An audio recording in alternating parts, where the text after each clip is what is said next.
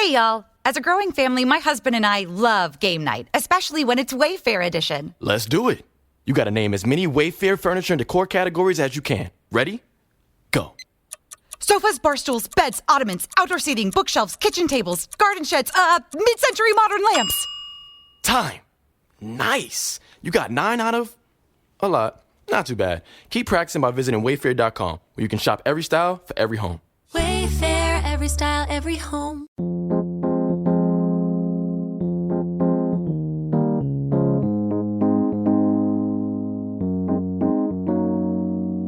Given the crazy rise in popularity of hazy IPA, it can be easy to forget that at one point in time, clarity in beer was actually viewed as a sign not just of quality, but an indication of the brewer's skill.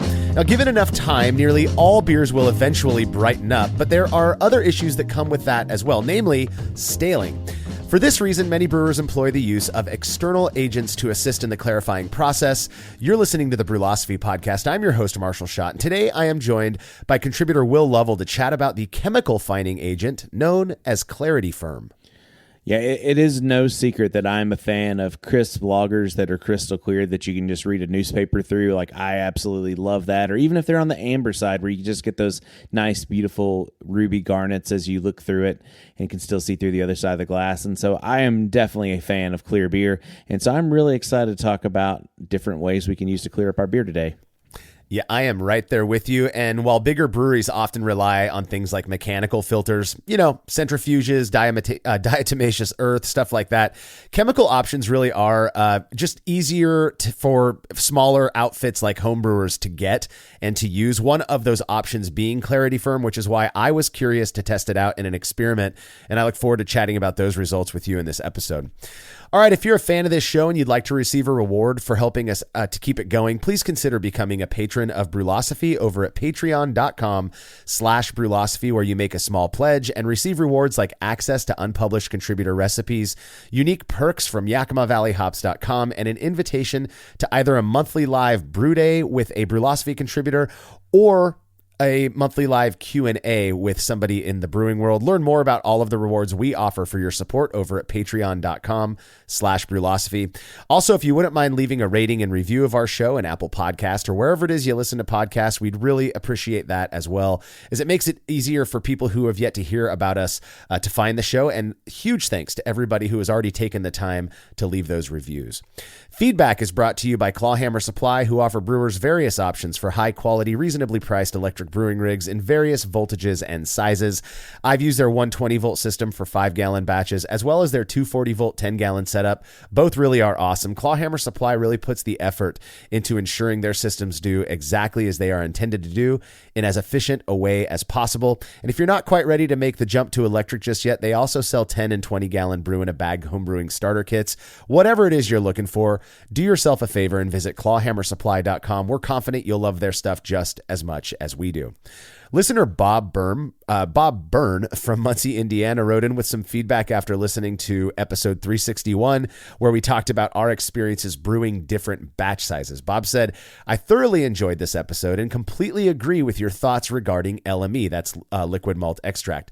But in my opinion, one of the really underrated methods for brewers like myself with equipment/size limitations is the partial mash brew-in-a-bag method.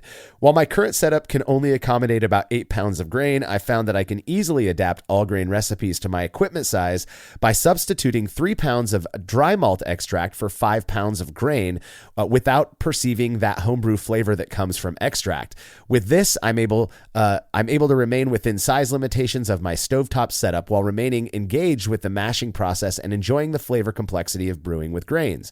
I usually mash in my 7.5-gallon kettle, followed by a quick dunk sparge in a separate pot, which is then added back to the boil kettle to achieve a pre-boil volume of around 6 gallons. I don't worry about adding a half-gallon or so of bottled water to the fermenter if I decide I want to increase the fermentation volume.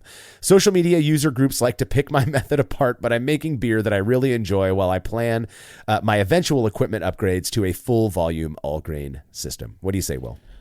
First of all, if you are liking what you're producing, that's number one. That is Amen. absolutely number one.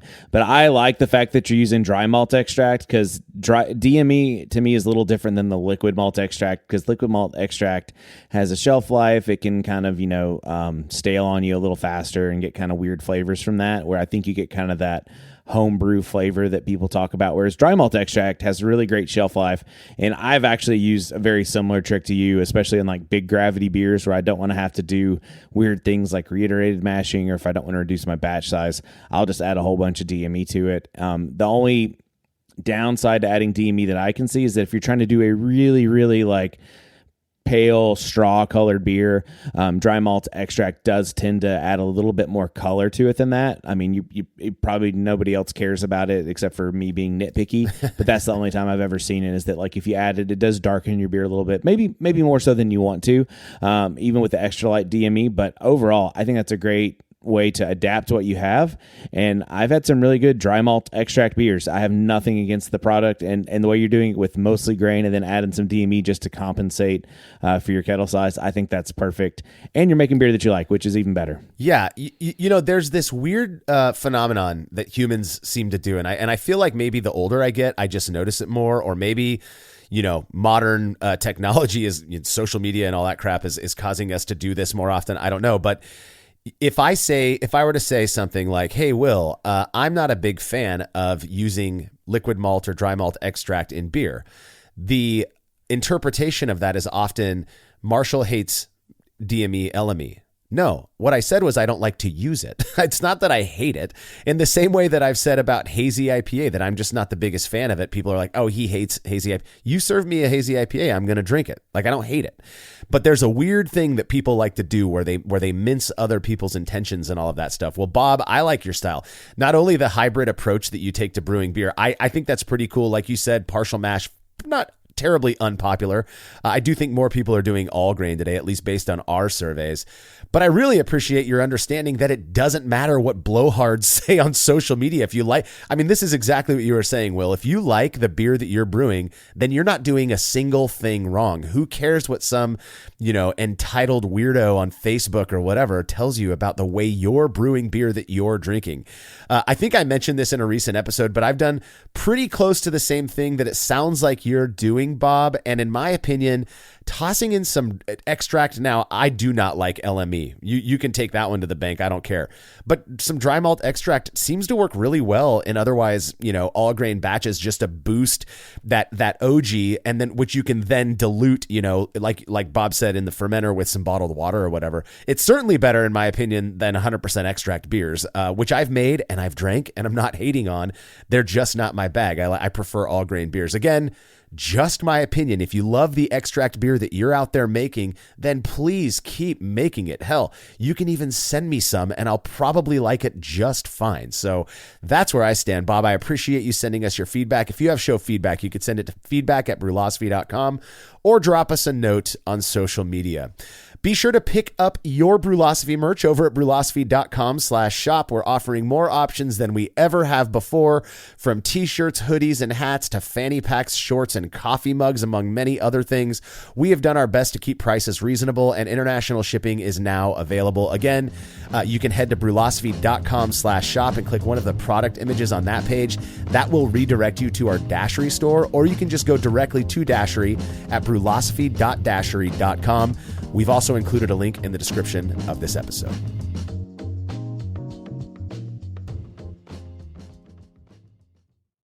The new year means new health goals, not just for your body, but for your finances too. But did you know financial health is directly related to identity protection? You need LifeLock because your personal info is in endless places that are outside of your control. It only takes one mistake, and not even your mistake, to expose you to identity theft and lost funds. LifeLock monitors hundreds of millions of data points per second and alerts you to threats you could miss on your own. If your identity is stolen, LifeLock's US-based restoration specialist will fix it, backed by the $1 Million Protection Package. In fact, restoration is guaranteed or your subscription money back. Don't face drained accounts, fraudulent loans, or other financial losses from identity theft alone. Resolve to make identity, health, and wealth part of your New Year's goals with LifeLock. Visit lifelock.com/iHeart and save up to 40% your first year. That's 40% off at lifelock.com/iHeart.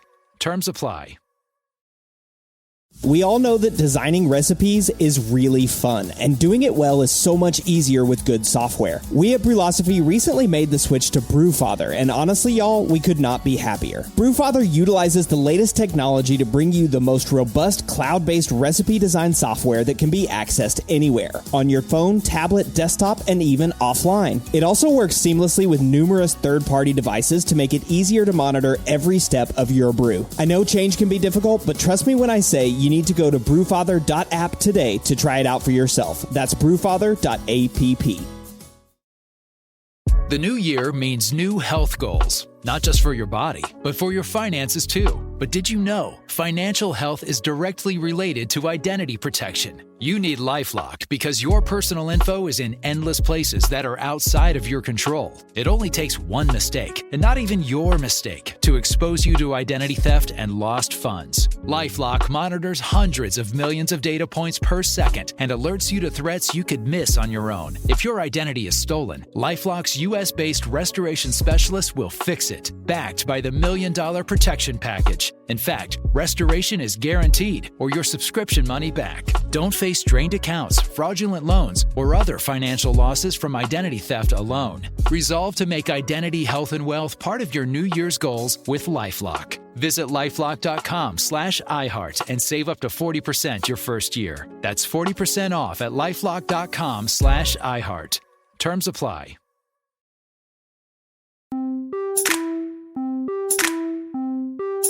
Newsflash, I just mentioned this in the last segment. Despite what some people apparently believe about my personal preferences, I do not hate hazy IPA. It may not be my favorite style of beer, but if you serve me one that's not oxidized, at least, I'll likely finish the pint and may even enjoy it. Crazy to think, I know. That said, I certainly have a penchant for clear beers, which it sounds like you do as well, Will, regardless of the style. And I've used several methods over the years to assist in me achieving brightness. And let's just start by going over some of the general filtration and fining methods before we really start digging into specifically Clarity Ferm. Yeah, you can really break down clarity methods into kind of two general broad stroked categories. The one is mechanical, and that's when we're talking about using a plate or a centrifugal kind of process, diatomaceous earth, carbon blocks, and I think if you're on a really big industrial kind of platform, there obviously this is working very well for those people that are brewing this at a very large scale. Yeah. But for a home brewer, a lot of these things aren't really available to you except for maybe like kind of some kind of plate filtration system. And those are pretty messy. You got a lot of opportunities to introduce oxidation. You really just have to have your process dialed in. So overall on the mechanical form, it's not something I do a lot with because it is kind of a messy. And then the other one is going to be the chemical methods where we're using fining agents. And I think that's one that we both have a lot more experience with. Yeah, without a doubt. Now, I've never personally used in my own brewery a mechanical filtration setup. I've had the offer. I've considered buying a plate filter. I have no interest. We had prior contributor Jake Houlihan picked up a plate filter and sent me photos the few times that he used it, and it was just an absolute mess, and I get that you could probably tighten some screws and fix some leaks, but you're wasting beer. There's the potential for oxidation if you do it wrong. I just way too much. So chemical fining agents really are, I think, for smaller scale brewers, not just home brewers, but your nano brewers and maybe even your smaller craft brewers out there, that chemical fining agents really are a very popular option because of how easy they are to use. Now, when we say chemical fining agent, all we're saying is that you are adding some substance to beer that removes various types of particulates or causes of those that haze to be in beer, such that it's going to hopefully reduce that haze and thus improve the clarity of that beer. Both of these are widely believed by many brewers, though,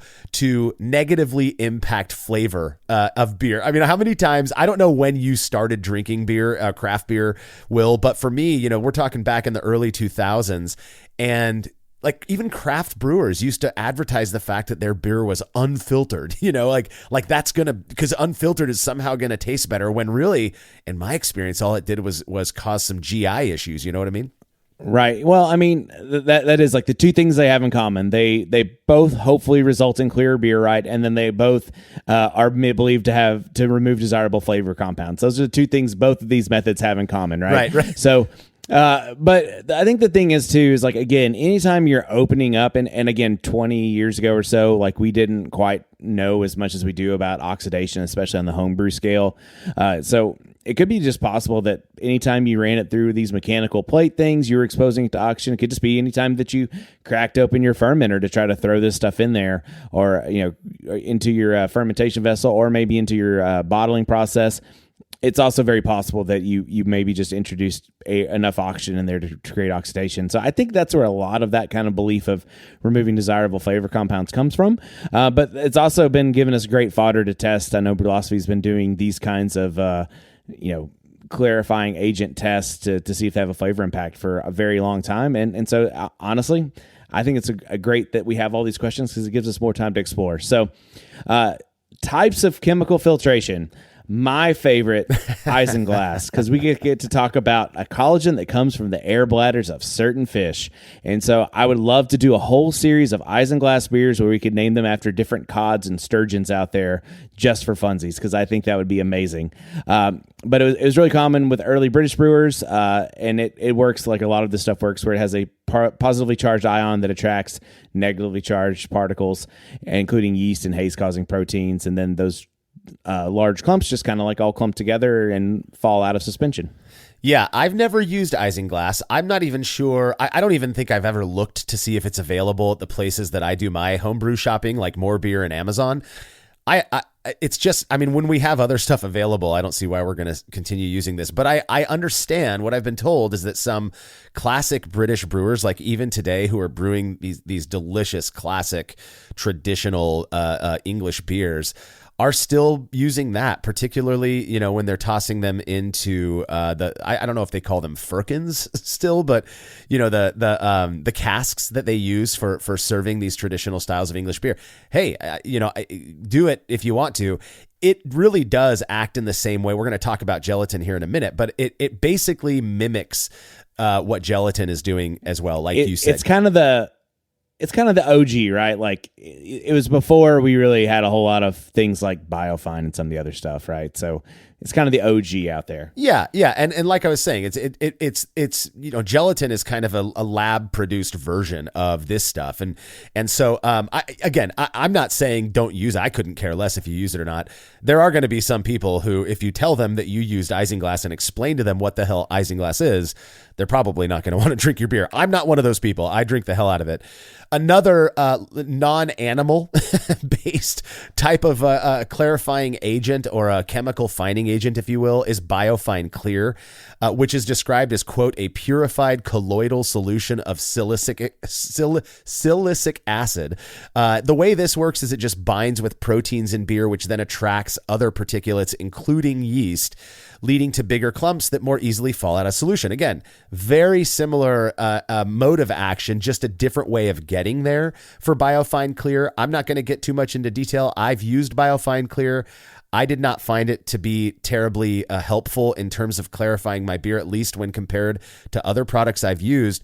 But I've only used it twice. I'll admit that. Both times I added it in the way that it was described on the package by the manufacturer, but I left the beer alone after adding it. And what I've been told by a friend of mine who is the head brewer at a local brewery is that you have to somehow agitate that beer, and it really does improve the clarifying action of Biofine Clear. So when, for example, when Brad adds it to beers, or when he was adding it to beers at a prior brewery he worked at, they would pump some CO2 into the bottom of the tank to get that beer kind of agitated without oxidizing it, and that would really improve the way Biofine Clear works, which I think is interesting. I don't know if we've ever done that on a homebrew scale, but.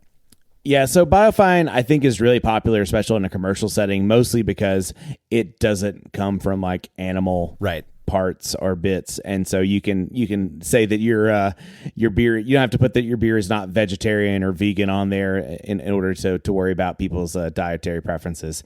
But probably the one that is again, the one I said Isinglass is my favorite, just more tongue in cheek, but the one that I actually probably use the most that doesn't sound any better than air bladders of certain fish is the one derived from collagens taken from animal body parts. So my good old powdered horse hoof friend gelatin, here we are again. It's pretty simple. You get gelatin, preferably unflavored gelatin. You don't want to use Jell-O or anything, and you mix it with water, and then warm water, and it gets warm and it smells really lovely. So that's why a lot of people don't like to use it, because after you mix it together, it smells like you mixed powdered horse hoof into hot water. That's about an accurate statement of smell. And the gelatin becomes positively charged, attracts negatively charged particles in suspension, and they all clump up and drop out of solution. And again, the big thing with isinglass and gelatin is they are not vegetarian. They're not very vegan friendly. They're not anything friendly, except for gelatin does do one heck of a job of clearing out beer, and you can keep those little powdered packets on your shelf for a very long time, and the shelf life seems to be almost indefinite, or as long as you feel comfortable having powdered cow and horse hoof on your shelf. It's not really horse hoof, but it's more fun to say that than collagen taken from animal body parts. Yeah, it sounds gross. The stuff is magical. I'll never forget the first time I used it. It smells gross, bro. It smells kind of gross. It's not as bad as you're making it sound, Will. It smells gross. It doesn't smell good. Put it that way. But I will say, for a couple of things. First off, I have for many years. I've considered doing like a brew it yourself. Maybe it would probably have to be like a 1 gallon or 2 gallon batch where you make like a blonde ale, but then you fine it with Jell-O, like flavored Jell-O, your favorite flavored Jell-O. It would, I can't imagine it wouldn't in some way contribute some of that flavor to a really pale, blonde ale. I don't think one pack of Jell-O, in a 5 gallon batch is going to make it that flavorful, but maybe that's what I'm saying. You go with a smaller, that'd be kind of a fun one. Maybe I'll do that as soon as my brewery is all built out. That'd be interesting. Do like a plain blonde sour ale, and then try to do like a fruited sour, kind of almost short and shoddy with, some sour VCA, and then using gelatin for your fruiting. That like Jell-O for your fruit. That would be amazing. It would be interesting. It's kind of double dipping because you get a clear and fruity beer, ostensibly, right? Yeah, that would be absolutely amazing. Please do this. Yeah, we're giving people terrible ideas right now. Let us take care of that one, guys. We're cool with dumping beer if we need to. So, but Exactly. Gelatin, it really is just insanely effective, and it sucks that it happens to be as good as it is at clarifying beer while also being not vegetarian or vegan, because I know a lot of beer drinkers who are vegetarian or vegan. And I want so badly for them to enjoy this beautifully clear beer that we're able to make at home. My brother-in-law is, I guess, technically pescatarian, but not on a moral level. So he will eat. So isinglass for him. You use isinglass for him. Yeah, He's there you go. pescatarian. Yeah. He's an isinglass brewer. But no, he will occasionally eat, hot dogs and steak or whatever if it's in front of him. But he's, more for dietary reasons. He leans into the pescatarian lifestyle. He told me one time, though, this was probably, 8 or 9 years ago. He had just gone down the vegetarian bandwagon and was really cutting out all meat. And he came over and I had a beer on tap that I had fined with gelatin, and I let him know. And he looks at me and he goes, "But is the gelatin like in the beer? Is it in solution?" And I said, "No, it's a good question. If it drops out, that's what clears the beer. Is it attaches itself to those proteins, those haze causing proteins, that yeast, it pulls those down. So ostensibly when that beer is clear, there's really no gelatin left in solution." And he said, "Well, he goes, I'm not against the meat stuff. I just don't eat it. So without, if it's out of solution, that doesn't bother me." And I thought, that's an interesting way to look at it. I do think there are folks out there though, who just by, mere fact that gelatin is used, or isinglass or whatever it might be, is used, makes that beer undrinkable to them because of moral reasons. And for those folks, I try to be as honest as I can. Gelatin was used in this beer. You don't want to drink that one, so, but it's just a bummer to me because of how incredibly effective it is. All right. We are, spreading our love of gelatin right now, but that's not even the focus of this episode. Yeah. On to the star of the show here. That's right. Which is Clarity Ferm. Tell us Clarity about Ferm. Clarity Ferm. This is a very unique product that actually has several names, I understand. Yeah, so it's sold under like Brewer's Clarex. Cellar Science has Clearzyme. I know there's a couple others out there, but those are kind of the big ones. But Clarity Ferm is the White Labs version that I think most of us are familiar with. And there's a lot of good documentation White Labs has for their Clarity Ferm product. It's a liquid enzyme that contains a proline-specific endoprotease derived from a black fungus known as Aspergillus niger, I believe is how they pronounce it. Yeah. It's just a black fungus. And I mean, it's so weird to me that what we have been able to take from things that are otherwise kind of gross in our minds, I mean, a fungus. And they were able to isolate this enzyme from it that apparently is helpful for clearing beer, among other things. Yeah, I normally try to avoid black funguses from my beers, but in this case, we're going to intentionally inoculate it, so it's fantastic. So the real magic of Clarity Ferm, unlike things like let's just say gelatin, where you add kind of at packaging is most of the time when you add it. This one you actually add at yeast pitch, basically, but it's made mostly to target chill haze. Yeah. So it's going to occur when those specific proline-rich proteins in wort bind with polyphenols, specifically tannins, to form large visible complexes that contribute to a hazy appearance to a beer. And so this is really designed to go in there and break down the hydrogen bonds of those haze-active polypeptides at the carboxyl end of the amino acid proline, and then chop them up into these small fragments so that basically the polyphenols don't produce visible haze. And so just to summarize everything I just said, you're going to go in there, it's going to chop up these kind of haze producing agents in there for chill haze. It's going to chop them up into smaller fragments so that it should reduce the amount of chill haze or eliminate chill haze.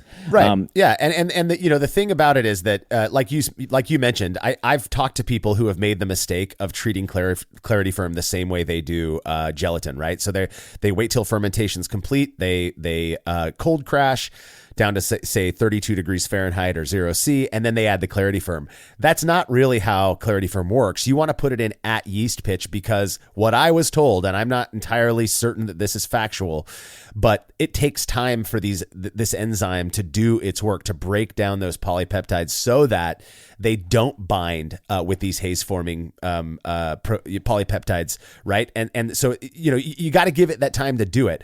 I've heard mixed reviews just on an anecdotal level about the use of Clarity Ferm in terms of clarity. I have seen folks have emailed me photos of their beer using Clarity Ferm that is as bright as something that went through a filter, a mechanical filter. And then I've gotten emails from people who are with photos saying, why isn't this stuff working for me? And it's really hazy. So it's an interesting one for me, because it does have a lot of people are using it. We'll just put it that way. So it's got to be valuable on some level for that, but it has way more, I don't want to call it controversy, but like mixed reviews compared to things like even Biofine Clear, but especially like gelatin. I mean, I hear from so many people about how incredibly effective gelatin is. Yeah, so I'm kind of with you. I've only played with it a few times just to kind of play with it, and for $5 for like a 10 milliliter vial of the White Lab stuff, like I don't know that I get that much clarity from it. But there is another use of it that is, I think, worth exploring, where you can make reduced gluten beers. But we want to be really careful here. It's gluten reduced, not gluten free. If you want to make gluten-free beers, then you're going to have to use alternate grains like rice and millet, and then you're going to have to, go all non-barley, non-wheat kind of based malts. But if you want to reduce the gluten content, supposedly you can use this, and it's going to, the gluten proteins in barley and wheat are going to naturally be rich in proline, and since Clarity Ferm kind of is a proline specific protease, it's going to cut through all those long chains and actually reduce it down. And supposedly you can get it down below that 20 ppm threshold, which is the international standard for a gluten-free product.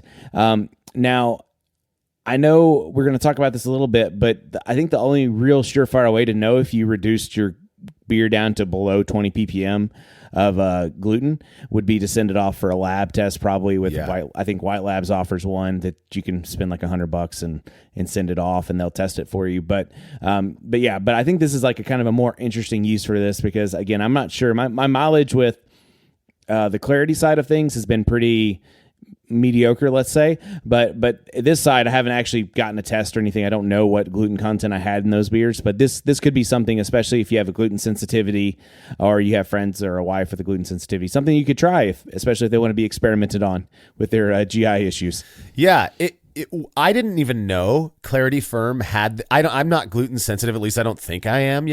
But I didn't know that this was kind of a side byproduct of using Clarity Ferm in beer until I was designing this experiment. And people started saying, well, it's not just for the clarity, it reduces gluten as well. And I thought, man, the only gluten-free beers I had, now mind you, this was like 7-8 years ago, at that point tasted like crap. But I say they tasted like crap because I was in my head, I had the expectation of a regular barley made beer. If I view that differently, if I'm like, man, okay, we're using different grains, they have different flavors, I can get behind a decent gluten-free beer. In my mind, when I was told that Clarity Ferm also reduces gluten, by basically for the same reasons that it reduces chill haze, by cleaving or chopping up these proline specific protease, I was kind of surprised that more breweries weren't using this stuff for gluten intolerant folks, because of one, how common gluten intolerance is, but how easy Clarity Ferm is to use to do that. And you can make beers that taste just like beer, ostensibly. Again, we don't know. We're going to talk about the experiment here in a minute. But so Clarity Ferm, the only, and as far as I know, at least the only chemical fining agent that serves a dual purpose. Arguably, the gluten thing for many is more important than the clarity thing, So I think that's pretty neat. One of the big benefits overall to Clarity Ferm. So the style of beer that I focused on in the experiment that I designed to test out, the impact Clarity Ferm has on the organoleptic aspects of a beer was German Pils, which the BJCP describes as a pale, dry, bitter German lager featuring a prominent hop aroma, crisp, clean, and refreshing, showing a brilliant gold color with excellent head retention. A very simple style that, in my opinion, if there's a flavor impact of using Clarity Ferm, would reveal that. And so that's why I selected that. Now my go-to finding agent, as I've made very clear in this episode so far, is gelatin. It's cheap, it's insanely easy to use, and it is shockingly effective in a very short amount of time. Now, I'll be honest, the only reason I picked up Clarity Ferm was because a bunch of Brülosophy fans, many of whom were vegetarians and gluten intolerant, requested that I test it out. So that's exactly what I did. Those results when we're back from this break.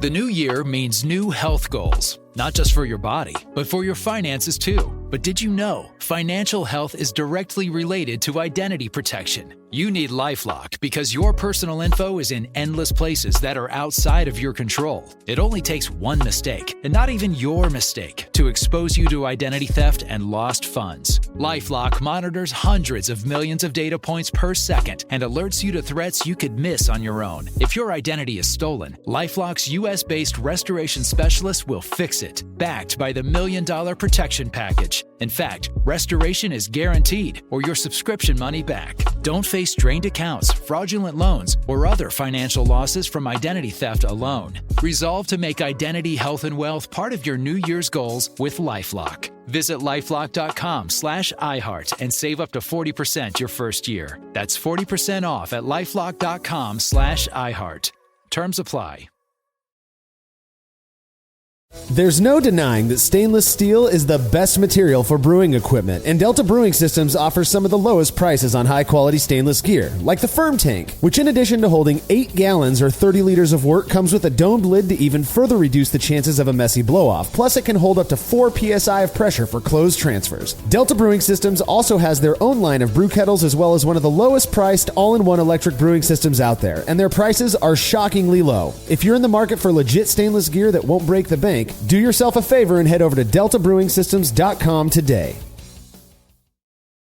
The new year means new health goals, not just for your body, but for your finances too. But did you know financial health is directly related to identity protection? You need LifeLock because your personal info is in endless places that are outside of your control. It only takes one mistake, and not even your mistake, to expose you to identity theft and lost funds. LifeLock monitors hundreds of millions of data points per second and alerts you to threats you could miss on your own. If your identity is stolen, LifeLock's US-based restoration specialist will fix it, backed by the $1 Million Protection Package. In fact, restoration is guaranteed or your subscription money back. Don't face drained accounts, fraudulent loans, or other financial losses from identity theft alone. Resolve to make identity, health, and wealth part of your New Year's goals with LifeLock. Visit lifelock.com/iHeart and save up to 40% your first year. That's 40% off at lifelock.com/iHeart. Terms apply.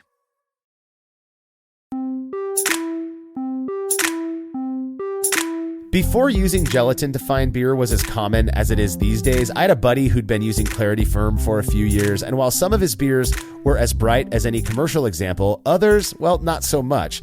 Was some other part of his process the culprit for his hazy beer? I have no clue, but I was stoked to try this stuff out for myself in a classic side-by-side experiment. So for this one, I brewed a 10-gallon batch of German Pilsner, that's 38 liters, using 84% Pilsner malt and 16% Vienna malt. This is kind of a very simple grain bill that I have gone with many times for German Pilsner. It just works out well for me. I'm not even sure how much flavor the Vienna malt contributes, but I like it putting it in there, so I do it. What do you do for your German pills? 100% pills or? Yeah, I usually do pretty close to it's like 90% pills. I may add a touch of Vienna malt if I'm feeling, or a touch of Munich, depending on how I'm feeling. But I think just going straight up Pilsner malt is perfectly acceptable for a German Pilsner, because again, you want it to be crisp and you really want to just kind of, make those noble hop characters shine, in my opinion. Exactly, yeah. And the Vienna malt, I've made 100% Vienna malt beers before. It does taste different. It's so good. So good. But at 16%, yeah, I'm not convinced it's having that huge of an impact. So do what you will with that. Anyways, I did a single infusion mash at 152 degrees Fahrenheit or 67 Celsius for 1 hour. When the mash was complete, I removed the grains and boiled the wort for 60 minutes, adding 11 grams of Horizon at 60 minutes. An excellent hop for bittering. I've really come around to that one over Magnum and Warrior. I like Horizon more these days. At 30 minutes, I added 30 grams of Tettnang, and then at 5 minutes, I added another 30 grams of Tettnang. 30 grams is almost 1 ounce. All right, it's just a bump over 1 ounce. So when the boil was complete, the wort was chilled and evenly split between two identical fermenters, at which point I took a refractometer reading that showed the wort was at 1053 OG. Pretty respectable strength for a German Pils, if you ask me. I kind of like everything I'm seeing here. I love the use of like just kind of a high alpha acidity bittering hop like Horizon there. I love the use of Tettnang, because Tettnang's in like my top 2 or 3 of noble hops, and it does kind of, in my opinion, make that German noble character shine in like a German Pilsner. I love that. And then you're hitting 1053, which is, has the potential to put you at around 5.2% ABV. I mean, everything so far right now is lining up for a really good beer, and I'm kind of wondering if you brewed this beer to test the Clarity Ferm, or if you just really want a German Pilsner on tap at this point. I mean, come on now. That's one of my favorite styles. A little bit of both. A bit of both. Well, and it's interesting talking about Tettnang. I don't mean to go down a rabbit hole here, but it's difficult for me. I love music. I'm not saying I'm good at it, but I do like to record. I'm building up my recording studio stuff right now that I've got the podcast stuff all set up. And when you're playing guitar or recording vocals and stuff like that, there's something called reverb, which most people are familiar with. It's that kind of the reverberation sound that can really fill out a voice or a guitar track. And when we talk about reverb, there's wet and dry. And that's just the mix of that reverb. I don't want to get into too much detail, but it's the mix of the reverb with the dry track, right? And so when I speak of Tettnang and the characteristics of that hop, it is my hands down, like by leaps and bounds, favorite noble hop out there. And it is like top 3 of all my all-time favorite hops. And people ask why. What do you get from it? I get noble character. I get that floral, slightly spicy, but really just this like wet. It's a really high reverb, wet reverb thing for me. That's the analog that I can think of for that hop. So if you're struggling to get what we are like refer to as noble hop character with things like Sots, which is excellent as well, or Hallertau Mittelfrüh or something like that, pick up some Tettnang and give it a go. I really, really love that hop. So yes, you're right. I wanted some German pills on tap, and I designed this experiment sort of around that, and I had just picked up Clarity Ferm. So 1053 OG. The worts were placed in my fermentation chamber next to each other. I transferred identical volumes to identical sanitized fermentation vessels, left them in my chamber to finish chilling to my desired fermentation temperature of the blasphemously warm 66 degrees Fahrenheit or 19 degrees Celsius. And I pitched L17 Harvest. That's Imperial Yeast's Eyinger strain. It is, or Augustiner strain. I'm sorry.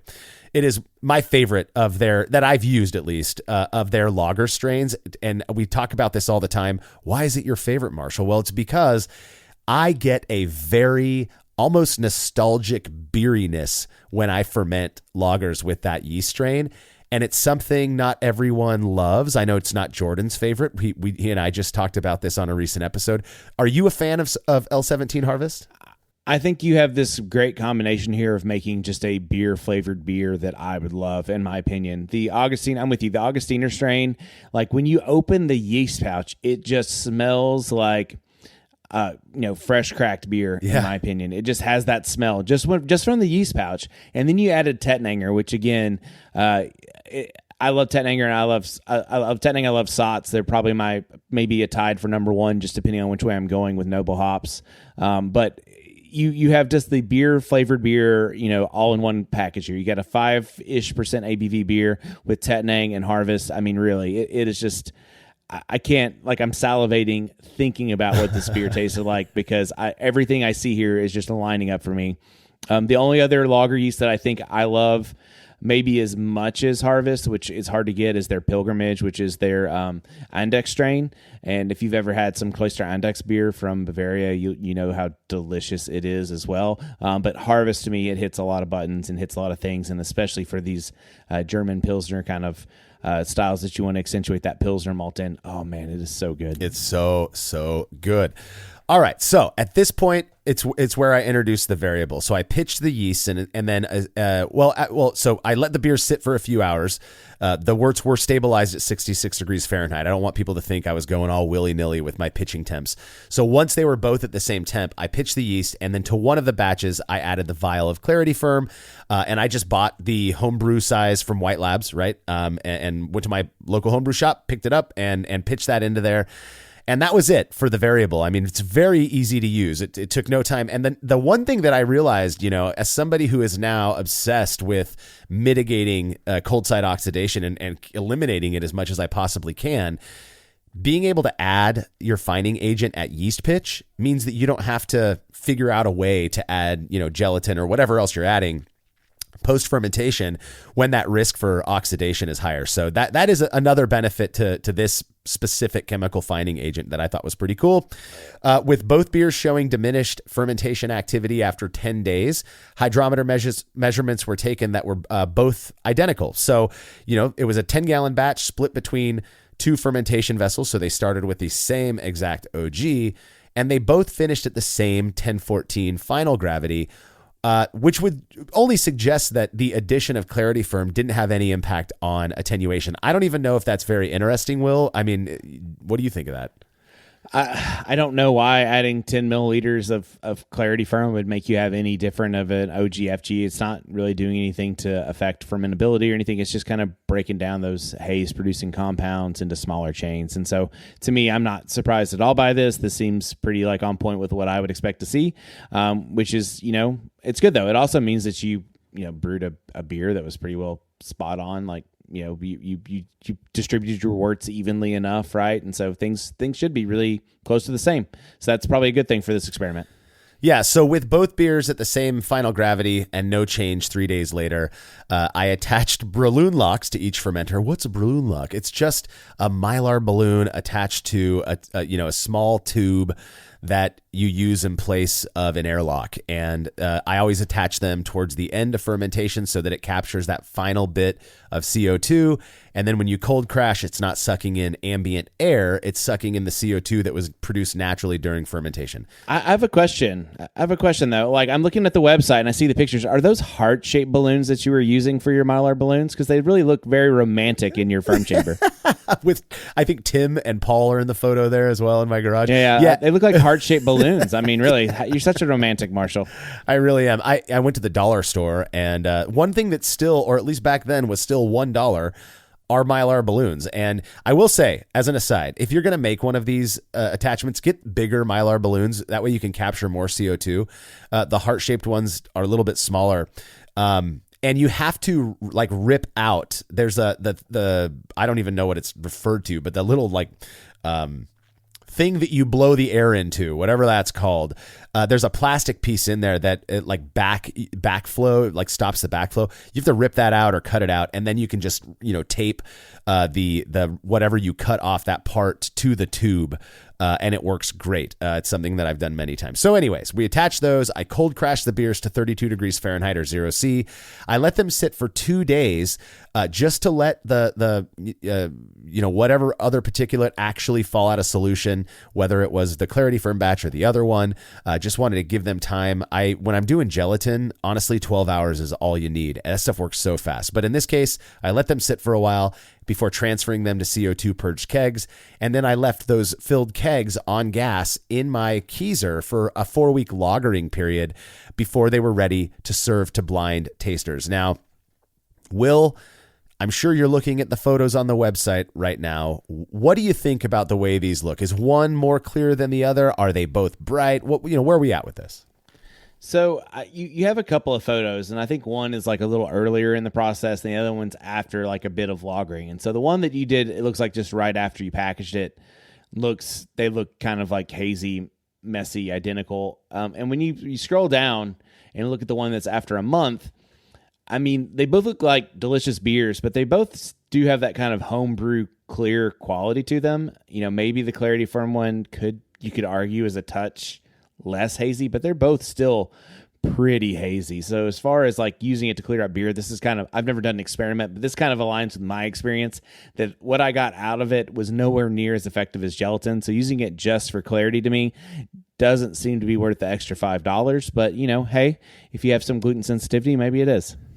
Yeah, I'm with you. I fully expected the Clarity Fermed beer to be noticeably clearer than the non-fine beer, and that just wasn't the case. It was really kind of a bummer because Clarity Ferm's expensive relative to gelatin. I still have the same plastic jar of gelatin that I bought 10 years ago. It's still perfectly effective. Keep it dry, of course. I think it cost me $8, and I've used it in at least 40 batches, and I probably have another 100 more that I could use it in for $8. One thing of Clarity Ferm's like $10, and that's one batch. For me, this is not, and now I get it. If you're gluten intolerant and you're using it for those reasons, we'll get to that in a minute. Great. If you are vegetarian or vegan and you want an option that's not biofine clear, this is an option that may very well improve clarity. It just didn't seem to work in this experiment for me, at least in terms of appearance. Now, my personal impressions on the other perceptible levels, in terms of aroma, flavor, and mouthfeel, this was before we integrated the semi-blind approach that we use today for our own 5 triangle tests. We back then we would just do kind of our own on the side and just report what our general experience was. I could never tell these beers apart. To me, they tasted identical and they looked almost identical as well. So in my mind, barring some change to the gluten level, these beers were as similar gets, maybe just a hair clearer on the Clarity Ferm one, but not to the point that you're going to be like, wow, that worked amazingly well, Yeah, and again, my experience is purely anecdotal. I've just used it a few times, so that lines up with my impressions as well. It's just like, man, I don't think there was anything that I perceive as like being a major flavor impact that would make me want to or not want to use it again. Again, the visual aspect is kind of what you're going for, so that's kind of lines up with mine. But we do have to at least serve this to some tasters and see if we can get a panel of people, not just Marshall's shitty palate, but other people's shitty palates involved, to see if we can find a significant result. So in this one, we had 21 participants. That would mean we would need 12 to get a significant response. But how many did we actually get, Marshall? Out of those 21 blind participants who had no idea what the variable was, just 5 guessed the couldn't odd even beer reach out. a third, could we? Couldn't even reach it. Yeah, couldn't even reach a third. Barely even got a quarter of these people. These beers were perceptibly identical, and I say that both anecdotally and based on this data. From the outside, you're like, oh, of course, Brülosophy never ever finds significant results. That's not true, but I know that there are some weirdos out there who like to make that claim all the time. So be it. In this case, these beers really were identical perceptibly. So that could be a good thing, right? If it's actually reducing gluten in that beer such that gluten intolerant or gluten sensitive people can drink it without having bowel issues, then hell, then to me, this supports the use of Clarity Ferm. So on that note, a company called Immutest sent me one of their in-home gluten tests specifically to use in this experiment to see if the Clarity Ferm beer would have lower levels of gluten than the non-fine batch. Now, I have never measured the gluten levels in a beer of mine. I don't know what your standard, gluten level of a German Pils is, the average or whatever. So I can't speak to any of that. But I got this test kit. I used it exactly as the instructions indicated. It was very simple. I'm sure that there are some people listening to this right now who have probably used the very same test kit that I received from Immutest. Shockingly to me, both of the beers tested as having gluten levels under 20 ppm. So if I had tested this is why I love comparative experiments and the way that we do them. If I had just brewed a beer with Clarity Ferm, for a friend of mine, let's say, who's gluten intolerant, and I took it and I tested that gluten, used the Immutest test to test the gluten levels in that beer, and it returned this result, and it said 20 ppm, less than 20 ppm, it's safe for gluten sensitive people to drink. I would be fully convinced. I know it. I'm admitting this, that Clarity Ferm reduces gluten. But the thing is, next to a regular German Pils that had no fining agents, it had the same level of gluten, at least based on this specific in-home test, as the Clarity Fermed beer. That part confused the hell out of me because I've been under the impression, that beer was just this gluten-rich beverage that must be avoided by folks who are sensitive to gluten.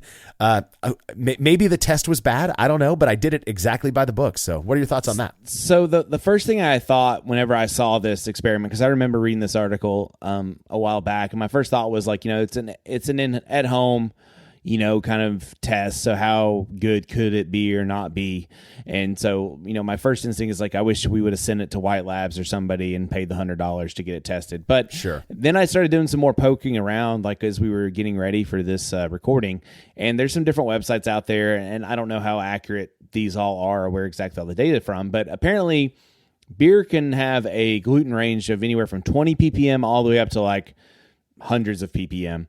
But apparently Pilsner malt and then also Vienna malts have really low gluten rates for grams per kilogram. I don't know how exactly they measured it, but if you look at it, it's pretty low. It's like below 20 ppm threshold typically. So I kind of, I think that it could be potential that just because you picked a German Pils, it's not a super gluten heavy beer, that maybe it didn't have all that much of an effect of getting it below that 20 ppm threshold. But I would have liked to have had I still would like to have like had that compared with like an actual lab result where you send it off to get it tested. So I'm not going to say that it isn't right or wrong. I don't know the quality of those tests, and I haven't read reviews. I didn't go that deep, but it does appear that if you have a pretty light beer, like the gluten content of it's pretty low, and it's not until you start getting into using some of the Caro aroma malts or maybe the chocolate wheats or pale wheats, like especially the wheat malts and some of those like rye malts as well have much higher gluten content than it seems like just regular old Pilsner malt. So very interesting stuff. Yeah, you basically stole the thought out of my mind that I wanted to finish on when it comes to this gluten stuff. I appreciate Immutest for sending me this in-home gluten test kit. They gave it to me for free for use in this experiment, which I'm very grateful for. But I have to question the validity of that test. And I agree with you that I think lab testing before you start serving Clarity Fermed beers to, or any beer for that matter, to gluten-sensitive friends of yours, like, man, get it tested out. It's not that expensive. Once you know, you can kind of log that away in the back of your mind and have some level of confidence. So don't just trust this experiment as being like, we're proving that beer doesn't have gluten in it. That is not the case at all. So now we do have one reader comment I want to get to, but before that, for fun, once I'd already collected the data for this experiment, it was all logged away. I decided, this beer really isn't as clear as I like it to be. They tasted delicious. They were awesome, as you might imagine, awesome beers, very lager-like despite the fermentation temp, all that stuff. But I wanted them to be clear. So I just did my normal gelatin routine, and I tossed in some gelatin into both of these kegs, let them sit for 36 hours, and then pulled samples. And there are photos on the website. Will, what are you seeing? Somehow the gelatin still wound up clearer than your Clarity Ferm did, even so far after the experiment was over. So, gelatin to me is still the king of what I'm going to use, the shelf life of it, the cost effectiveness of it. And I'm not vegan, so I'm all in on the powdered horsehoof aspect of it as well. So to me, gelatin to me is still king if you want to have clear beer. So it just kind of reiterates everything we've talked about here, that I prefer gelatin. And for the $5 for a 10 ml vial, I think I'll keep that one out of my cart unless I have another experiment coming up to use it in. Yeah, no hate for Clarity Ferm, no hate for White Labs, but I'm not going to be buying that stuff unless I'm doing it for an experiment. I have no desire to use it when gelatin works as good as it does. And just to be clear, no pun intended there, I added gelatin to the Clarity Fermed beer as well as the non-fined beer. The Clarity Ferm beer maintained the same level of haze. So something about that Clarity Ferm must have made the